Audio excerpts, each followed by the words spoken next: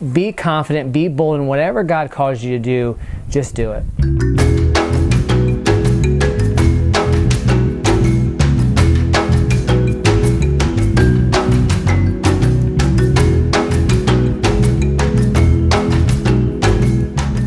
My name's Zach Ravenstein, and I am from Muncie, Indiana. And me, my wife, and my 5-year-old daughter moved over here in January.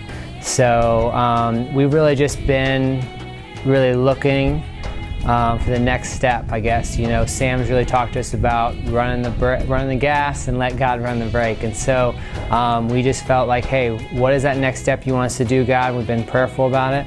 And God had us move over here, and we felt like that was the calling. And so we committed to 7 months to move over here and just be alongside and serve in Liberia. So it's been great.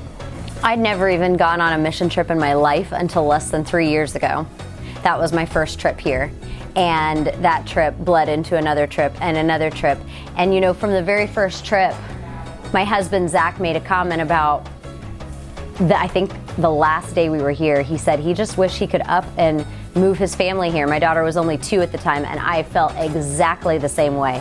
But that wasn't a possibility at all, because I had a very inflexible job that I was going to do for the rest of my life, because that's what I went to school for, and that was my plan. But I'm really good at making plans that then God lets me know He's got other ideas. And I have a lot of control in my personality, which means that's a difficult thing to let go of. And moving here, it wouldn't be an easy thing at all if it were just to do with me, if I didn't let God take over, because otherwise we wouldn't be here, because I'd still be doing that job because it makes sense, it makes money, and God called me out of it. I had no idea why. And after that is when we really opened up the opportunity for more freedom, more flexibility to travel here. And we said, okay, it's supposed to be bigger. It's bigger than just a trip. And we don't know what that's gonna look like, but we're gonna go, and God's gonna do what He does, and we'll see if we ever go again. I can tell you with absolute certainty, this isn't a one-off thing. We're not here just this one time, and then we did that, and you know, that's over. This is a beginning. So we will continue pressing on.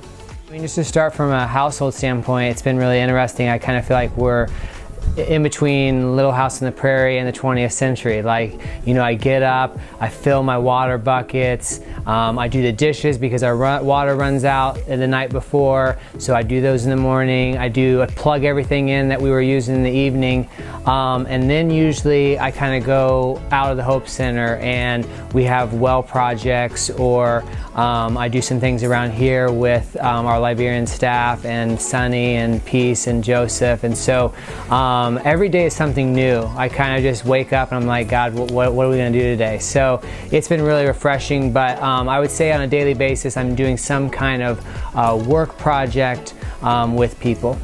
Fear won't, but hope can. I just want to encourage people, myself included, to remember we have a hope, and that changes everything.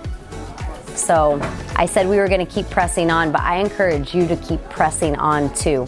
We can say whatever we want to people, but they're going to see what we actually do. You know, actions speak louder than words. So I would say that God put us on, you know, mission to say, hey, be loud and do what you actually say you're going to do, and not just be a hearer of the word, but a doer of the word. So I feel like action, I feel like we've been called to action, but I feel like there's so many different ways you can do that. So it's not like a cookie cutter thing, like you have to be on mission, but that's what called us, and that's what we love. Be confident, be bold in whatever God calls you to do, just do it.